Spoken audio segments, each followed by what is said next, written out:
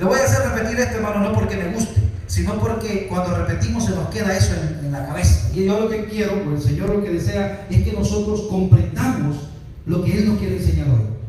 En la orden que Dios le dio a Saúl incluía aniquilación total de todo lo que respira en Amalek. Tienes que matarlo, animales, hombres, mujeres, niños y aún los de pecho, porque me imagino que para el hombre más sanguinario que existe en la tierra se le estremece el corazón al ver un niño. Imagínense matarlo, pero dice, no te apiades, porque ese niño un día va a crecer y va a ser problemático. Nuestro Dios nos da nuevas oportunidades, como en el caso de Saúl. Pero si no hay cambio en nuestro corazón, sirve de poco. La oportunidad está, pero si el corazón no ha sido alterado o el corazón no ha pasado nada en su corazón, la oportunidad va a pasar y usted la perderá. A Saúl se le dio una orden clara y radical: destruye a Amalek, destruye todo. Esta era la palabra clave: destruye todo. Y yo quiero decir, hermano, de entrada, que Amalek en la Biblia simboliza el pecado en nuestra vida. Amalek, pecado. Entonces la orden es: destruye todo, porque si tú dejas uno, aunque sea pequeñito, ese tiernito va a crecer y ese te va a destruir más adelante. Este verbo hebreo, destruye todo, es usado 7 veces en esta parte. Y esta orden resalta la idea del juicio total y completo que Dios quería hacer a Amalek. Porque Amalek, hermanos, este Amalek es un descendiente de Esaú, hermano de Jacob. O sea, primo del pueblo de Israel, pero Esaú tomó otro camino y se contaminó con otras tribus y llegó a ser su descendencia enemigos del pueblo de Dios. Entonces, ¿qué pasó? ¿Por qué Dios quiere hoy ajustar cuentas con Amalek? ¿Qué pasó? Acuérdese,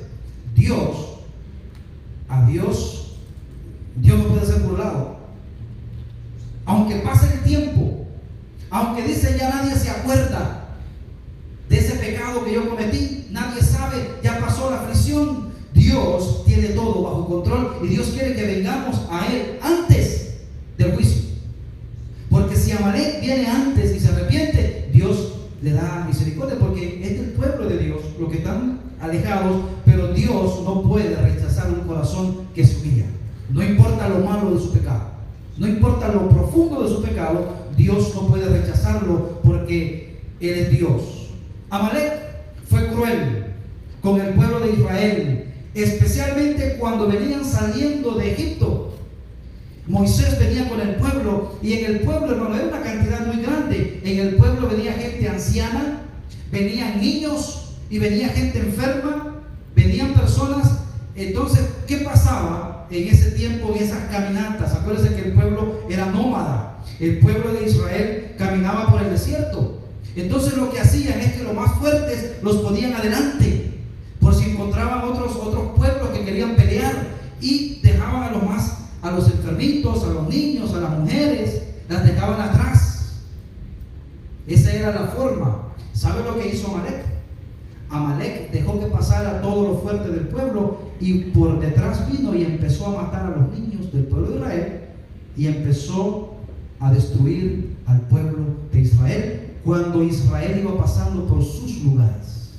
Eso Dios lo vio y dijo: un día Amalek lo tiene que pagar.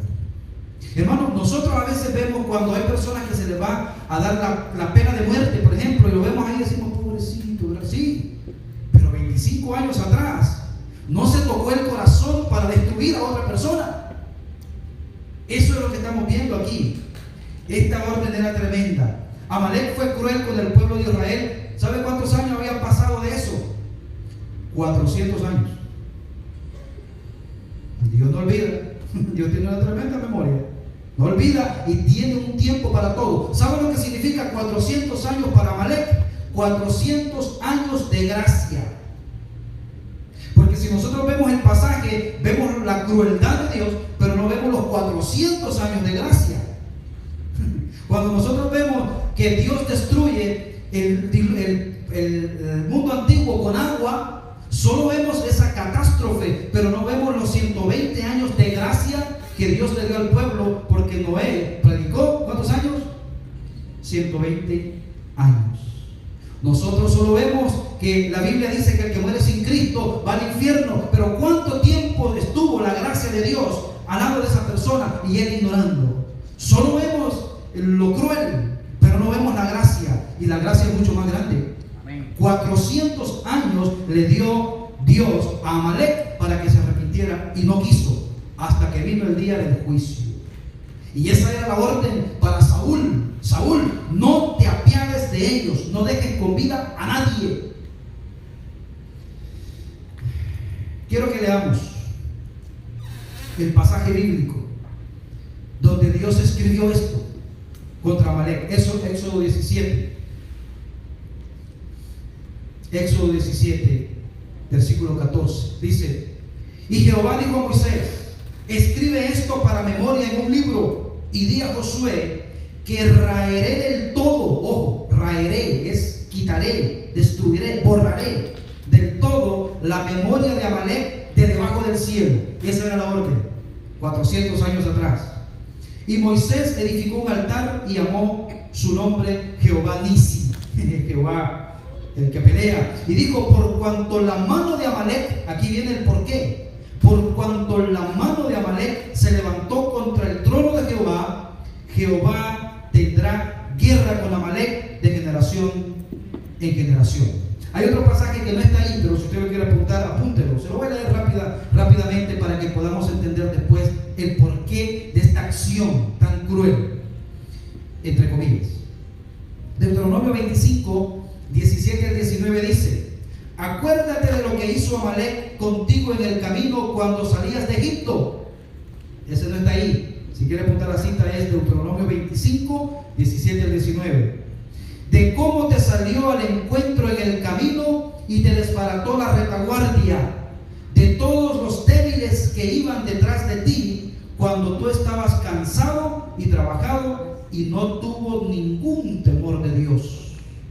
Por tanto, cuando Jehová tu Dios te dé descanso de tus enemigos alrededor de la tierra que Jehová tu Dios te da por heredad para que la poseas, borrarás la memoria de Amalek de debajo del cielo, no lo olvides, dice el Señor. Tremendo, ¿no? Los amalecitas, hermanos, cometieron un pecado terrible contra Israel, y ya explicamos, y ya el pasaje lo dice. Vamos a ir avanzando. Hay algo interesante aquí. Yo no sé si usted ha escuchado una frase que dice: el tiempo lo borra todo. ¿Cuánto ha escuchado esa frase? El tiempo lo borra todo. Bueno, pero ante Dios el tiempo no borra el pecado. Solo la sangre de Cristo Jesús borra el pecado, no el tiempo. No podemos nosotros tomar la filosofía del mundo y decir: el tiempo lo borra todo. No, Señor. La palabra, la sangre de Cristo es la que borra todos nuestros pecados. Antes del juicio hay un tiempo de gracia, no se lo olvide. ¿Cuántos años de gracia tuvo Amalek? ¿Cuántos años de gracia tuvo el pueblo antiguo antes del diluvio? ¿Cuántos años de gracia tiene el ser humano ahorita? Más de 2000 años de gracia. Y dice la Biblia que el Señor no viene todavía porque está esperando que vengan al arrepentimiento. Y nosotros a veces jugando, ¿será que sí? Hermanos, si Dios habla a su corazón, olvídese de las ofertas del mundo. Esto es lo mejor. Y es lo más importante. Porque un día cerraremos los ojos acá, un día de estos, y los abriremos en donde nosotros decidimos. Ve pues y hiere a Amalek. Esa era la orden. Ve y hiere a Amalek. Mire, Dios pudo haber juzgado a Amalek como lo hizo con Sodoma y Gomorra, mandando fuego del cielo y quemarlos. Porque a veces decimos: ¿por qué Dios se complica? ¿Por qué Dios no lo borró él solo si él podía borrarlos? En una oportunidad, cuando nos hacían una pregunta en el seminario, nos decían: ¿de qué otra manera usted puede explicar que Dios hubiera hecho cuando el faraón venía sobre el pueblo y abrió el mar? ¿De qué otra forma Dios hubiera podido hacer? Y yo me acuerdo bien de esa pregunta que yo puse ahí. No sé si fue descabellada. Dios pudo haberle dado alas a cada uno y volar al otro lado. Dios pudo haber hecho muchas cosas, pero Dios tiene una manera de actuar. En este caso, Dios quiso que fuera una intervención militar lo que atacara a Amalek, porque fue una intervención militar lo que hizo Amalek con Israel. O sea, en este caso veo como que Dios quería que fuera una prueba de obediencia y una equivalencia al pecado. Tú cometiste esto, pues de esta forma lo vas a pagar. Para Saúl era una prueba de obediencia y para el pueblo de Israel también. Vamos a ver qué sigue diciendo la palabra de Dios. 1 Samuel 4 al 6. Lo vamos a leer juntos. ¿Ustedes lo alcanzan a leer? Gloria a Dios. Qué bueno. Bueno, síganme entonces. Saúl pues convocó al pueblo, ya está la orden. Vamos a ir contra los amalecitas. Y les pasó revista en Talaí 200,000 de a pie y 10,000 hombres de Judá. Y viniendo Saúl a la ciudad de Amalek, puso emboscada en el valle. O sea, aquí vemos a Saúl tomando acción. Y dijo Saúl a los ceneos: ios apartaos y salid de entre los de Amalek, para que no os destruyan juntamente con ellos, porque vosotros mostrasteis misericordia a todos los hijos de Israel cuando subían de Egipto, y se apartaron los ceneos de entre los hijos de Amalek. Esto es interesante. Los ceneos no quisieron, fueron condescendientes con el pueblo de Israel, no Amalek. Amalek no. Ciertamente Saúl era un líder militar. Aquí vemos a Saúl haciendo toda la logística para poder atacar. Incluso vemos que puso emboscada. O sea, se sentó a hacer una forma de cómo los iban a atacar, ¿verdad? Puso emboscada. Vemos a Saúl que tuvo misericordia de los ceneos, porque ellos no tenían nada que ver. Dice la palabra de Dios que Dios no tendrá por inocente al culpable, pero también al revés.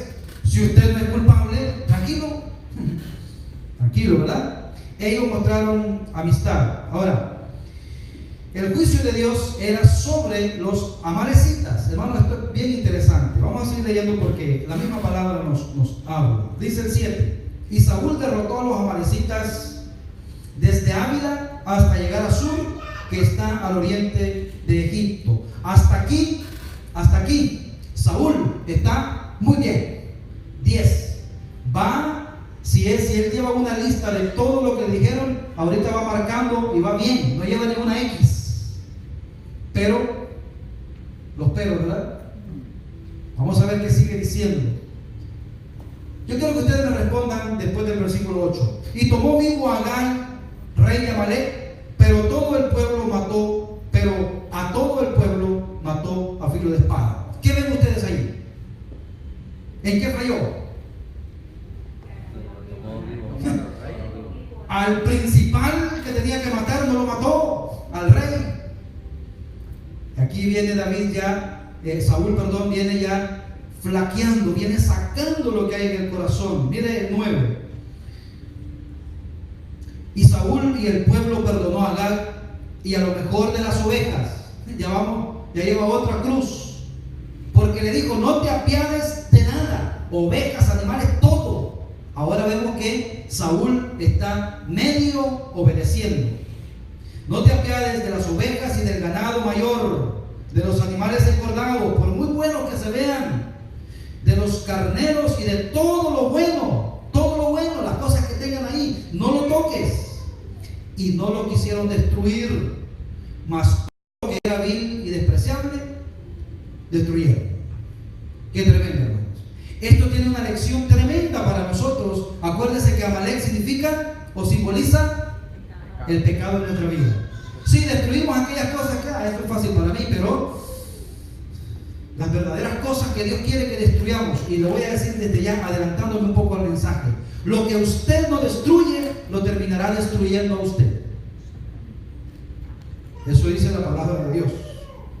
Saúl derrotó a los amalecitas. Esto fue bueno en obediencia a Jehová, pero fue una obediencia incompleta y selectiva. Él decidía qué cosas perdonar y qué cosas no perdonar. Yo decido, es mi vida.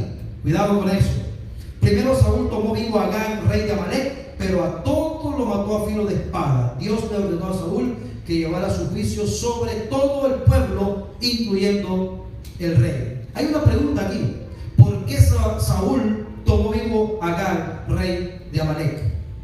La Biblia no lo responde, pero tal vez le tuvo respeto por ser rey como él, mi homólogo, ¿verdad? Mi colega. No, tranquilo. Tal vez tuvo una misericordia. Mire, hermano, a veces nosotros somos misericordiosos con lo que Dios detesta. A veces yo le digo a ciertas personas: no quieras ser más bueno que Dios. Ay, es que me da lástima. Me da lástima. Ten cuidado con eso. Tal vez para llevarlo como un trofeo de guerra también pudo haberle perdonado la vida. El punto es que si Saúl perdonaba la vida de Agag, ojo con esto, hermano, no se me duerma.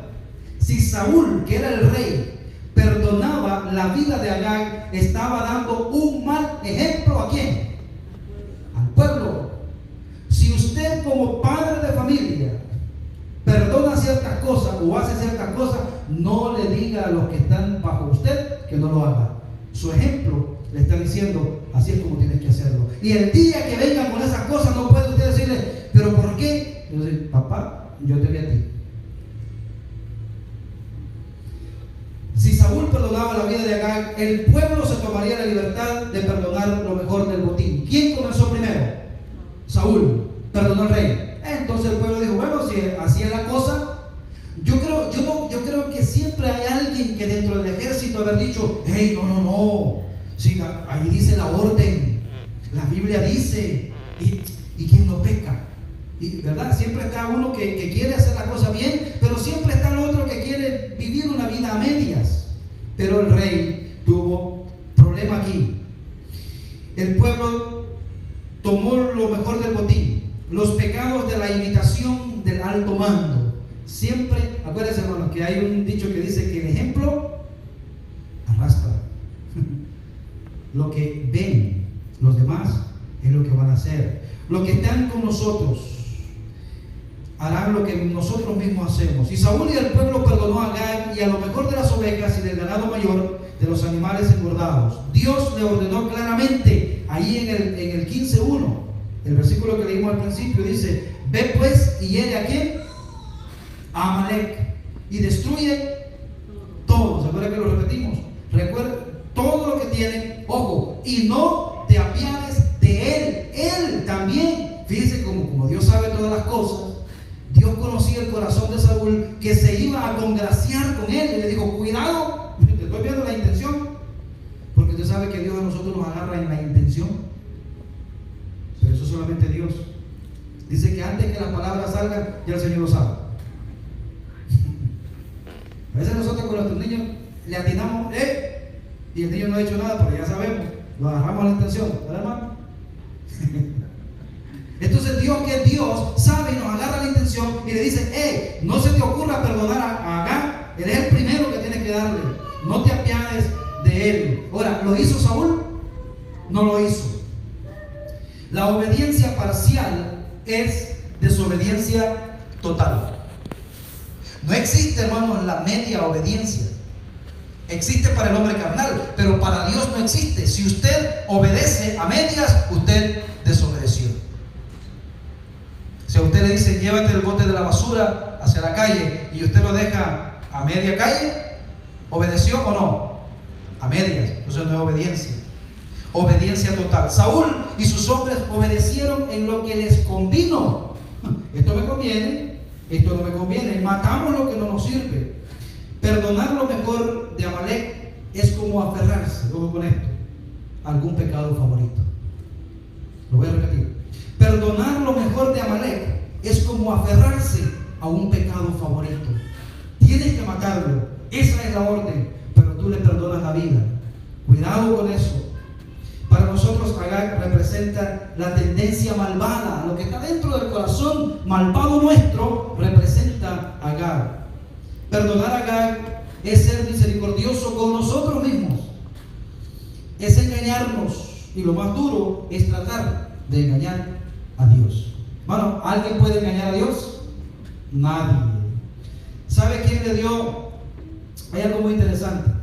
El tolerar el pecado, que es tolerar el pecado. Perdonar a Agag es tolerar el pecado que posteriormente nos destruirá. Eso se lo dije antes. Ahora, ¿sabe por qué le digo eso? Le voy a hacer una pregunta para que usted entienda. ¿Sabe quién le dio el tiro de gracia a Saúl cuando murió? ¿Qué? Amalecita. Un amalecita lo mató. Le dio el tiro de gracia. Ya lo vamos a ver más adelante. Pensar que lo que hacemos en contra de Dios no es tan malo, ¿verdad? Pero nadie se puede burlar de Dios. Lo que se siembra se cosecha. No hay manera de escapar. Seguimos con 1 Samuel 15. Ya vimos que Saúl obedeció a medias. Ya terminó la batalla. Ya obedecí, qué bueno, ¿verdad? Pero tiene cosas escondidas. ¿Qué cosas tiene escondidas Saúl? Ovejas, vacas, tiene al rey. Entonces ya, o sea que ya cumplió él, ya se siente bien. ¿Sabe lo que hizo este muchacho con su corazón bien duro y rebelde? Se fue a dar un premio a él solo y se hizo una estatua. Se quiso premiar él, aún sabiendo dentro de su corazón que había desobedecido a Dios. Vamos a ver qué dice el 10. Aquí está. Ahora viene Dios en acción. Y dice: y vino palabra de Jehová a Samuel diciendo. Acuérdense que Dios conoce todo.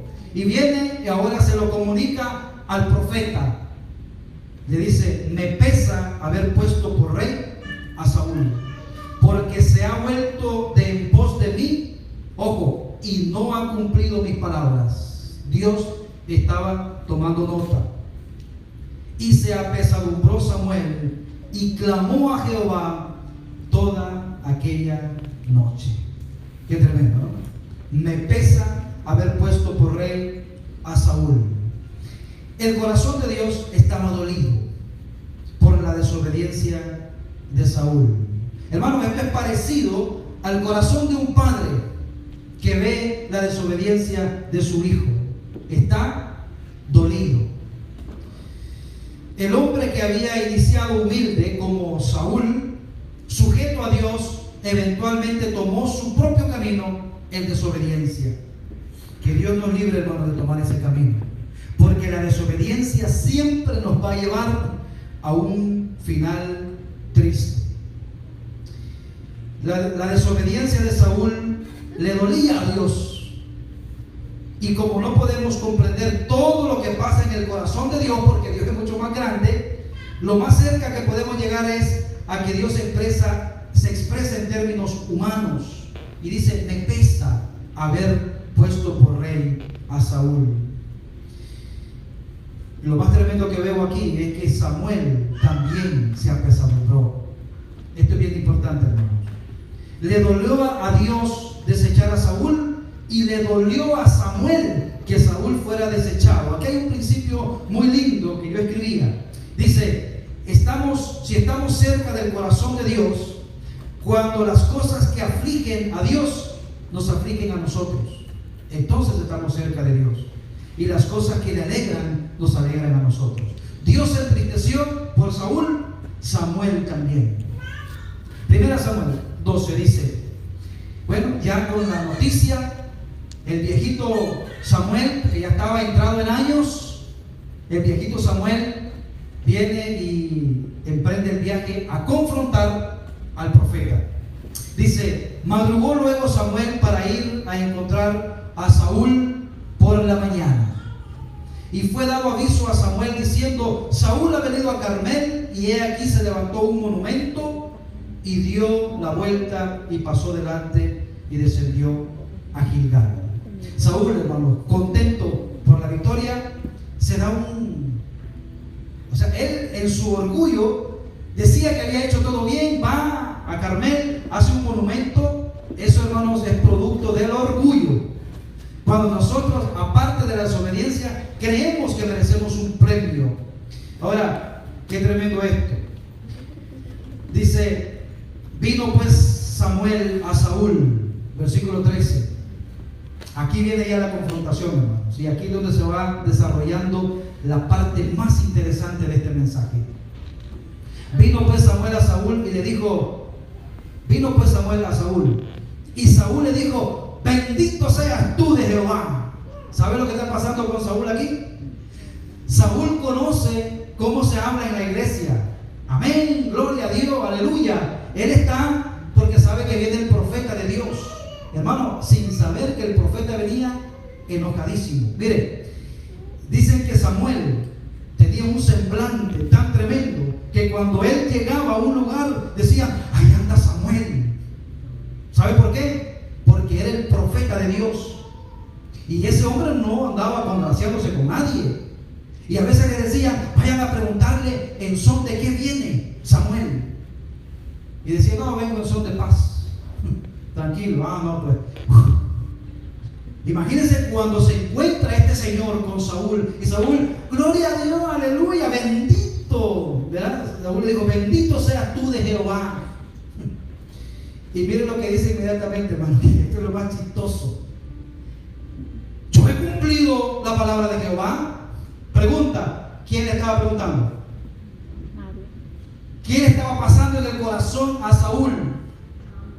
Le estaba pasando lo mismo que el niño que anda lleno de chocolate en su boca y uno lo ve nada más, no le dice nada y dice: yo no me lo comí. Solo lo ve. Sabía lo que había hecho y le dice: bendito sea, aleluya, gloria a Dios. Ya pensó que le iba a decir: oye, qué lindo, qué espiritual te has levantado, ¿no? Pero su conciencia le dice: yo he cumplido la palabra de Jehová. Saúl se está engañando a sí mismo. El orgullo siempre nos lleva al autoengaño. Mire el 14. Samuel entonces le dijo, esto hermano es interesante. Samuel entonces le dijo: si tú has cumplido, pues qué balido de ovejas y bramido de vacas es este que yo oigo con mis oídos. Es tremendo, hermano, porque le está diciendo: yo he cumplido. Le da la vaca. Y tenía el rey por ahí acá. Otro día lo vamos a ver, pero hoy no lo vamos a ver. ¿Qué le hizo Samuel acá? Las caricias que le hizo. Cómo un hombre de Dios trata con el pecado. Ahí lo tenían escondido. El ganado que Dios claramente había ordenado destruir, ojo, se podía oír, se podía ver y se podía oler. Porque el pecado se ve en otra persona, se oye y se huele. Usted sabe, hermano, que cuando el orgullo es tan terrible que todo el mundo sabe de su pecado menos usted. Horrible eso. Todo el mundo sabía. ¿Quiénes sabían del pecado de Saúl? Todo el ejército. Porque no obedeció al mandato que originalmente él mismo dio, que venía de Dios. Él perdonó primero. Entonces le dice: ¿qué es ese balido que yo oigo? El mismo tiempo que decía: yo he cumplido, yo creo que las vacas no lo dejaban hablar, porque él decía una palabra y las vacas. El orgullo y la desobediencia nos ciegan, hermanos, y nos hacen sordos a nuestro pecado. A mí me pasó una anécdota que no voy a contar. Me reía de esto y yo: gloria a Dios, la palabra del Señor. Me pasó igual. No, yo no lo hice, yo lo estaba haciendo. ¿Por qué? Porque la conciencia sabe, ¿verdad? Y uno tiene que pedir perdón. Lo que era completamente obvio para Samuel era invisible para Saúl. Hermano, eso nos pasa. A veces vemos personas completamente destruidos por el pecado y dicen: yo estoy bien, gloria a Dios. ¿Está bien? Lo que yo veo es otra cosa. Todos tenemos puntos ciegos. Esto es muy importante, hermano. Todos tenemos puntos ciegos, cosas que yo no puedo ver. Usted sabe que ahora mismo hay cosas que yo puedo ver que usted no ve. O sea, digo físicamente, en la posición en que estamos. Y usted está viendo cosas que yo no veo, lo que está atrás. Y yo veo cosas que usted no puede ver. Bueno, así mismo es la vida. Y es humildad cuando el que puede ver te lo señala con amor y te dice: mira. Yo recuerdo una vez que había un programa de un muchacho persona que usaba marihuana. Y esas personas, para que no se les quiebre el cigarrito, a veces se lo ponen en la oreja, ¿verdad? Y entonces viene el policía, lo para, lo paró y le dice: tú por casualidad usas droga. Ni la conozco, le dijo. Y le hizo toda una interrogación el policía, y al final de todo le agarró el cigarrito y le dice: ¿y esto qué? Hermano, que Dios nos ayude a pedir perdón antes, y busque a usted persona y diga: hermano, ¿qué cosa ves en mí que no te agrada? A lo mejor es todo, pero qué bueno que alguien me diga en amor: mira, tienes que cambiar en esto. Pero ¿qué hacemos nosotros? ¿Y quién somos? El humilde es aquel que sabe reconocer que otro le puede ayudar, y la iglesia es para eso. No, yo a esta iglesia no voy porque ahí, hermano, la palabra de Dios es como un espejo. El espejo de hoy, yo creo que ninguno de ustedes dejó de ir ahí hoy al espejo, porque el espejo nos dice lo que está mal, y a veces nos miente, ¿verdad? Y decimos, yo le digo a mi esposa cuando voy a salir: de aquí ya no hay más, esto es lo que hay. Cuando veo el espejo, pero me voy con una buena impresión, que a veces el espejo no miente. Hermano, es interesante esto, porque Saúl no podía ver lo que era evidente para otros, no podía oír lo que era evidente para otros, y tenemos que ser humildes cuando nosotros, porque todos tenemos puntos ciegos. ¿Sabe qué es un punto ciego? Y los que manejamos sabemos eso. Yo no puedo manejar si no tengo el espejito ese panorámico, y uso más el panorámico que el espejo normal, porque ese me ayuda con el punto ciego. El punto ciego es aquel donde no podemos ver, y nosotros confiadamente hacemos un giro solo a golpearnos con un árbol, con un auto o con lo que sea. En nuestra vida espiritual hay puntos ciegos que no los podemos ver. ¿Y sabe lo que hace la palabra de Dios? La palabra de Dios nos dice: mira, ahí está. Ahora, lo que usted hace con esa información que el Espíritu Santo le da, eso es cosa suya. Eso depende de su humildad o su orgullo. Saúl era un hombre que estaba hundido en el orgullo, porque el pasaje muestra que otros pueden ver, oír y oler nuestras desobediencias. Mira lo que dice el Salmo, hermanos. Necesitamos orar con sinceridad para que Dios nos ayude en nuestras debilidades. Salmo 139, 23 y 24 dice: examíname, oh Dios, y conoce mi corazón. Pruébame y conoce mis pensamientos. Ojo, y ve si hay en mí camino de perversidad, y guíame por el camino eterno. Muéstrame, Señor, lo que yo no puedo ver. Santiago dice que nosotros ofendemos de muchas maneras. ¿Sabe que a veces usted ofende solo con su cara? Su linda cara, porque para otros dice: me molesta, no quiero ver a nadie, voy a ver el reloj. Solo verlo me molesta. Entonces todos ofendemos de una o de otra manera, a veces conscientes, a veces inconscientemente. Miren lo que dice el 15, volviendo al relato. Y Saúl respondió: ok, ¿qué son esas vacas y eso que yo oigo? Mire, hermano, aquí cómo está un hombre que no quiere aceptar la segunda oportunidad. Porque aquí hubiera podido decir como Saúl, como David: yo he pecado, Señor, contra ti y contra el cielo, y humillarse, ¿verdad?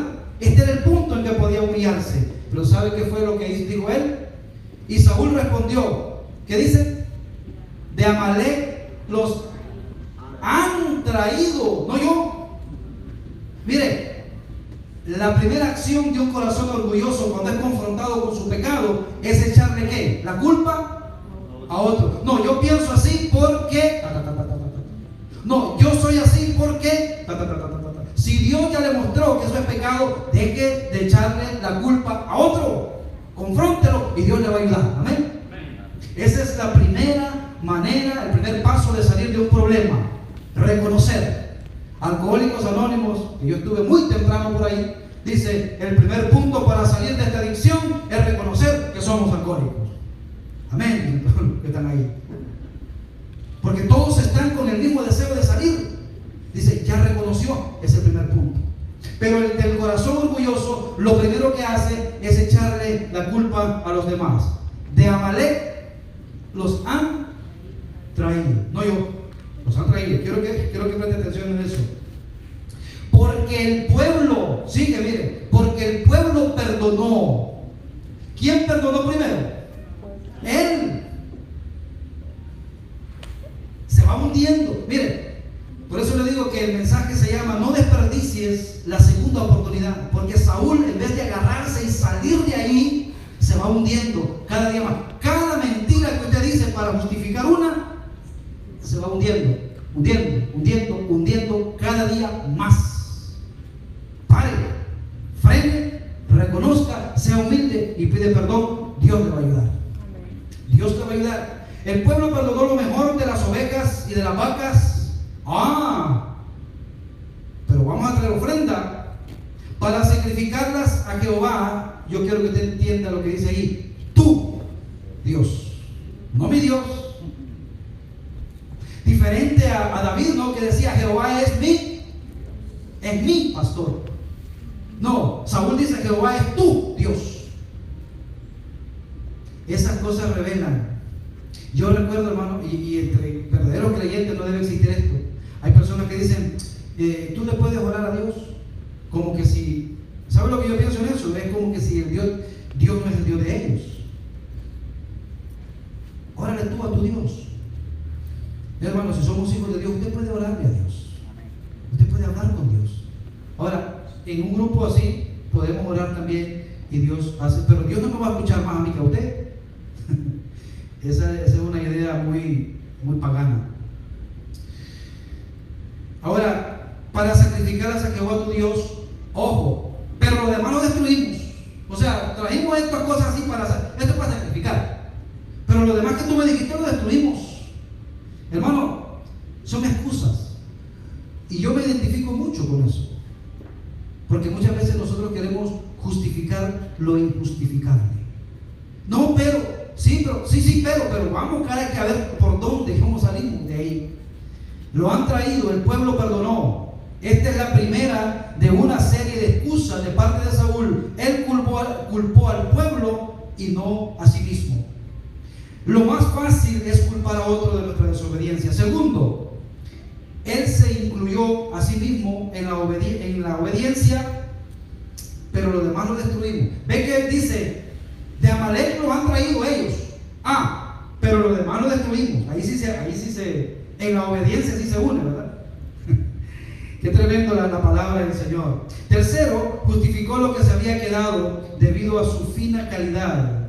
Trajimos, pero lo malo lo desechamos. Trajimos lo mejor de las vacas y de las ovejas. Ahora, hermano, lo mejor de las vacas y de las ovejas era ante sus ojos. Para Dios todo eso era pecado. Ve que hay cosas que nosotros decimos: no, esto no es tan malo. No, si Dios dice que es malo, es malo. No, pero esto es lo mejor. No, Señor, lo mejor ante tus ojos, pero no ante los ojos de Dios. Cuarto, afirmó haberlo hecho por una razón espiritual, para sacrificar a Jehová tu Dios. En su orgullo y en su autoengaño, todo esto hacía perfectamente sentido para Saúl. ¿Qué de malo tiene? ¿Ha visto ese tipo de personas que dicen: bueno, pero ¿qué de malo tiene? Yo no le hago mal a nadie. Bueno, estás desobedeciendo una orden de Dios. Saúl reveló el verdadero problema. Tenía una pobre relación con Dios. Ese era el verdadero problema. Note cómo le habló. ¿Para sacrificar a quién? A Jehová, tu Dios. Jehová no era el Dios de Saúl. ¿Sabe quién era el Dios de Saúl? Saúl. Él era su propio Dios. Como hay muchos hoy, ¿verdad? Ellos son su propio Dios. Ellos deciden en su vida qué hacer, qué decir, dónde ir, cómo actuar. Ellos. No lo que dice Dios, no les importa. De hecho, ni siquiera esto era cierto. ¿Por qué? Aún había amanecitas con vida. Aquí viene el punto, hermano. Lo que no destruyes, te destruirá a ti. Usted sabe que ¿quién fue el rey después de Saúl? David. ¿Y sabe quiénes le hacían la guerra a David? Los amalecitas. no los destruyó a todos. Mire, otra cosa más interesante aún todavía es que Amán, un hombre malvado que trató de eliminar a todo el pueblo judío en los días de Esther, ¿le conocen la historia? Era descendiente de ¿quién creen ustedes? De Agar. Esther capítulo 3 versículo 1 dice: algún tiempo después el rey Asuero elevó a Amán, hijo de Amedata, descendiente de Agar. En la Reina Valera dice de Agageo, ¿verdad? Tiene la Reina Valera, es lo mismo, al cargo de jefe de gobierno en la nación. Imagínense, por no destruir Saúl lo que Dios dijo, dejó con vida al enemigo que después le iba a hacer frente al pueblo de Israel. Hermanos, lo que usted no mata y Dios dijo que lo tiene que desechar, no es porque Dios está jugando, es porque eso lo va a traicionar a usted. Pidámosle a Dios destruir esos amalecitas, que hay varios amalecitas metidos en nuestro cuerpo, nuestra mente, que nos quieren hacer llegar a hacer lo contrario a lo que Dios dice. Tenemos que destruirlo, aunque sea bonito, hermoso y tierno, como un niño de pecho. Un niño de pecho es lo más hermoso, ¿no? E inocente. Ay, no, si esto no es malo, es inocente. Pero si Dios dijo que es malo, es malo. ¿Sabe por qué? Usted sabe que Goliat era un niño tan lindo y que nació, yo no sé de cuántas libras nació Goliat, unas 25 libras quizás. Era alto, era un niño hermoso, imagino yo, cachetoncito, lindo, bonito. Pero ese niño creció y se hizo un gigante y fue el enemigo del pueblo de Dios. Miren, los pecados pequeños crecen y nos destruyen. Por no destruir Saúl a todos los amalecitas, hoy el pueblo de Israel casi muere exterminado. Lea Esther y se va a dar cuenta que este malvado Amán ya casi tenía todo preparado. Si no es por la intervención divina, el pueblo hubiera sido destruido de gran manera, los judíos. Ahora, hermano, lo más irónico de esto es que cuando Saúl fue asesinado en el campo de batalla, ¿sabe quién? Ya lo dije, ¿quién le dio el tiro de gracia? Un amalecita.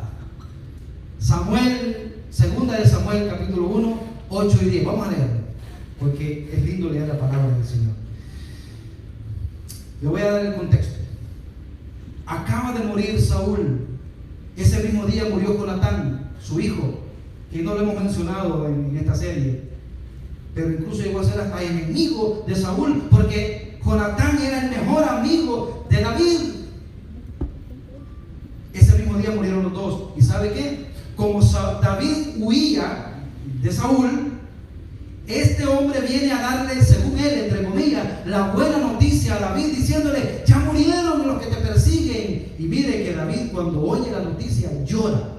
Ese es el contexto. Pero lo que quiero resaltar es el punto este. Dice: el joven que le daba las nuevas respondió a David, ¿verdad? Casualmente vine al monte de Gilboa y hallé a Saúl que se apoyaba sobre su lanza, porque Saúl, ya en el último de la batalla, para que no lo atrapara el enemigo, puso la espada y se lanzó sobre ella.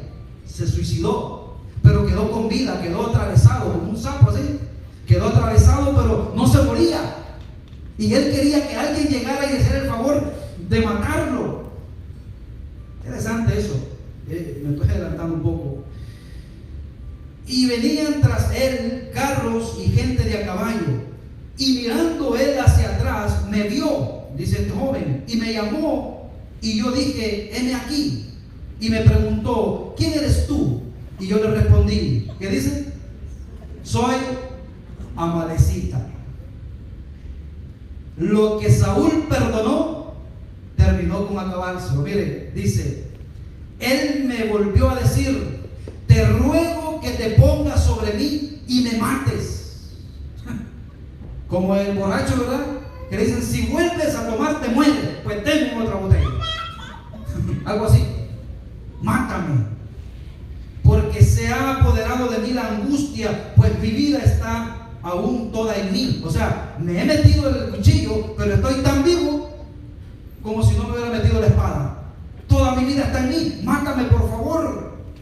Y entonces me puse sobre él. El amalecita, hermano, no tiene piedad. ¿Quiere que te mate? ¿Cómo quiere que te mate? Pum, pum, pum. El pecado no tiene piedad, te destruye. Yo entonces me puse sobre él y le maté. Así de fácil. Porque sabía que no podía vivir después de su caída, y tomé la corona que tenía en su cabeza y la argolla que traía en su brazo, y los he traído acá a mi Señor.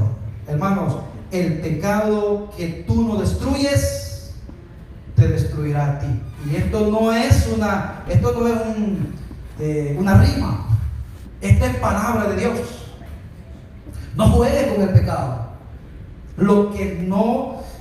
Tú no podrás ser mayor que Él. La parte en lo que no obedecemos al Señor puede regresar y causarnos daño, y si es posible, matarnos. Mira el 16. Entonces, ya volviendo a la narración, dijo Samuel a Saúl: déjame declararte lo que Jehová me ha dicho esta noche. Y él le respondió: di. Porque hasta este punto él tenía orgullo y creía que Dios le iba a decir cosas buenas. Tremendo, ¿no? Déjame decirte, aún la parte donde dice él, di, vemos orgullo en Saúl. Sí, dime, ¿qué? Yo he cumplido, ¿y qué? ¿Me tienes que decir algo? Di. Mire, 17. Y dijo Samuel: aunque eras pequeño en tus propios ojos, un niño ya desconocido, que si no es por unas asnas nadie lo conoce, ¿no has sido hecho jefe de las tribus de Israel, y Jehová te ha ungido por rey sobre Israel? Y Jehová te envió en misión y dijo: ve, destruye a los pecadores de Amalec y hazles guerra hasta que los acabes. ¿Por qué pues no has oído la voz de Jehová, sino que vuelto al botín has hecho lo malo ante los ojos de Jehová? Y Saúl, mire, tremendo, vamos a ver qué dice. Y Saúl respondió a Samuel: antes bien he obedecido a la voz de Jehová. O sea, hermano, no se puede, con personas así no se puede. Y fui a la misión que Jehová me envió, y he traído a Agar. Mire, hermano, en la misma palabra se contradice. He obedecido, he traído a Agar. ¿No es una contradicción? Si hubieras obedecido, no hubieras traído a Agar, rey de Amalec, y he destruido a los amalecitas. Mas el pueblo tomó del botín ovejas, vacas. Cuando una persona está llena de rebeldía, hermanos, es imposible hacer entrar en razón. ¿Sabe lo que usted tiene que hacer cuando una persona es totalmente rebelde? Entregar en las manos de Dios y decirle: va. Y cuando regrese y cuando Dios esté tratando con él, hay que esperarlo para ayudarle. Pero no trate usted de convencer a un rebelde, nunca lo va a hacer. Si no es que se humilla ante Dios y viene ante su presencia. Samuel explica: Jehová te envió, eres una persona que no obedeciste. Dios le dio una orden específica y él la desobedeció directamente. Antes bien, dice, he obedecido a la voz de Jehová. Saúl pensó que era inocente. 20. Antes bien he obedecido a la voz. En la orden estaba traer vivo a Amalec. Pregunta, ¿estaba en la orden incluido eso? No, Señor. La afirmación de Saúl confirma todo lo contrario. He cumplido, pero había una amalecita frente a él. Contradictorio, ¿no? Mas el pueblo tomó del botín. Hermanos, el ejemplo arrastra. Nosotros debemos de pedirle a Dios que nos ayude. Quiero concluir con los últimos versículos que vamos a encontrar ahí. Samuel profetiza el juicio de Dios contra el rey Saúl. Versículo 22 dice: y Samuel dijo: ¿se complace Jehová tanto en los holocaustos y víctimas como en que se obedezca a las palabras de Jehová? O sea, ¿qué es lo que a Dios más le agrada? ¿Que le traigamos sacrificio y ofrenda y que vivamos como nosotros queramos? No, le dice: Dios no se agrada de eso. Ciertamente el obedecer es mejor que los sacrificios, y el prestar atención que la grosura de los carneros. Ojo, porque como pecado de adivinación, el pecado de adivinación es la rebelión. Saúl era un rebelde. Y como ídolos e idolatría es la obstinación. Nadie lo iba a sacar de ahí. Por cuanto tú desechaste la palabra de Jehová, qué tremendo esto. Él también te ha desechado para que no seas rey. Tremendo, hermano. La observancia religiosa sin obediencia es hueca delante de Dios. Por eso las religiones del mundo que hacen esos sacrificios, que se van de rodillas, que se dan eso no es importante, eso no impresiona a Dios. ¿Sabe lo que impresiona a Dios? Obedecer su palabra. Eso sí le impresiona. Que cuando usted tiene la oportunidad de pagarle a alguien que le hizo mal, y usted le paga por bien, dice el Señor, eso es lo que a Dios le agrada. Pero eso es lo que a la carne precisamente no le gusta. En la carretera nosotros sufrimos mucho de eso. No hay cosa que a mí me encienda mi carne, que vaya y de repente me pase alguien así. Me quedo, mi carro pues no corre mucho, gracias al Señor, 4 cilindros, pero le hago y no avanza. Y en eso que no avanza digo, Señor, como ya veo que no avanza, me pongo a orar por él. Pero en mi corazón quiero sentirlo. Pero Dios se glorifica más cuando en ese momento usted le pide perdón y ora por esa persona, a que venga aquí a la iglesia 2 horas y haga todo. Es más importante para Dios la obediencia que el sacrificio. Ahora, si usted es obediente y sacrifica a Dios, es hermoso, pero una cosa no quita la otra. El mejor sacrificio que podemos llevar a Dios es nuestro corazón arrepentido. Salmo 51, 16, 17. Precisamente David dice: porque no quieres sacrificio que yo lo daría, ni quieres holocausto. Los sacrificios de Dios son el espíritu quebrantado. Al corazón contrito y humillado no despreciarás tú, oh Dios. Y nuestros cuerpos también, como un sacrificio, dice Romanos 12:2. Así que, hermanos, os ruego por la misericordia de Dios que presentéis vuestros cuerpos en sacrificio vivo, santo, agradable a Dios, que es nuestro culto racional. Hermanos, uno pudiera hacer miles de sacrificios para Dios, trabajar miles de horas para su servicio y dar millones de dólares para su obra, pero todos estos sacrificios significan poco si no hay un corazón rendido a Dios, que lo demuestre a través de su obediencia. Yo quiero que cierre sus ojos por un momento y piense que el sacrificio que Dios quiere es su obediencia. En el sacrificio ofrecemos la carne de otra criatura, en el caso de los hebreos, pero en la obediencia ofrecemos nuestra propia voluntad a Dios. Un hombre de hace muchos años, Martín Lutero, dijo: yo he preferido ser obediente que ser capaz de hacer milagros. O sea, es más importante para mí ser obediente que tener el poder de levantar a un muerto, dijo Martín Lutero. La obediencia es más importante, porque como pecado de adivinación, cuando usted desobedece, es como que se vaya a meter a esos centros de ocultismo. Así lo ve Dios. Cuando yo desobedezco, cuando usted desobedece, como pecado de adivinación es la rebelión, cuando usted se rebela, cuando a usted no le importa la palabra de Dios. Y como ídolos e idolatría, la obstinación, nadie me va a hacer cambiar. Un corazón rebelde y obstinado desecha a Dios.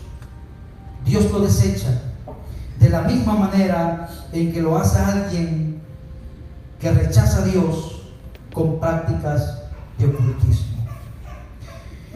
Señor, ayúdanos, Padre. Ayúdanos, Señor, a entender tu palabra y a reconocer, Señor, que lo que tú nos dices en el corazón, no lo que el pastor dice, no como dicen por ahí, lo que te permite tu religión, esas no son cosas bíblicas. Es lo que Dios pone en mi corazón, lo que Dios me ha dicho que tengo que desechar. Ayúdame, Señor, a ser obediente, porque dentro de mí veo cosas inocentes, que no le hago daño a nadie, pero tú lo has dicho que es pecado y que lo destruya.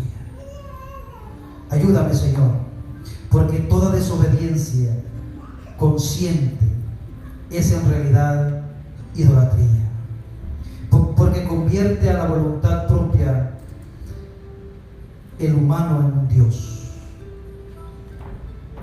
Padre, ayúdanos, Señor. Aquí hay hombres, mujeres, niños, jóvenes, que todavía tú nos has dado una oportunidad para enmendar nuestro camino. Yo te pido, Espíritu Santo de Dios, que seas tú, Padre, mostrándonos a cada uno de nosotros lo que tú nos mandaste a destruir, al igual que Saúl, y nosotros hemos destruido aquellas cosas que no mucho nos interesan, pero hemos perdonado lo mejor del ganado, hemos traído vivo a Agar, estamos coqueteando y jugando con lo que tú nos mandaste a destruir. Perdónanos, Señor, y ayúdanos y danos la fuerza, porque sabemos, Señor, que un día uno de esos que no quisimos destruir se va a levantar y nos va a destruir a nosotros. Ayúdanos, Señor, a ser fieles a tu palabra. Bendícenos, Señor, como iglesia y como individuos. Te lo pedimos, Padre, en el nombre de Jesús. Amén y amén. Gloria a Dios. Vamos a terminar cantando al Señor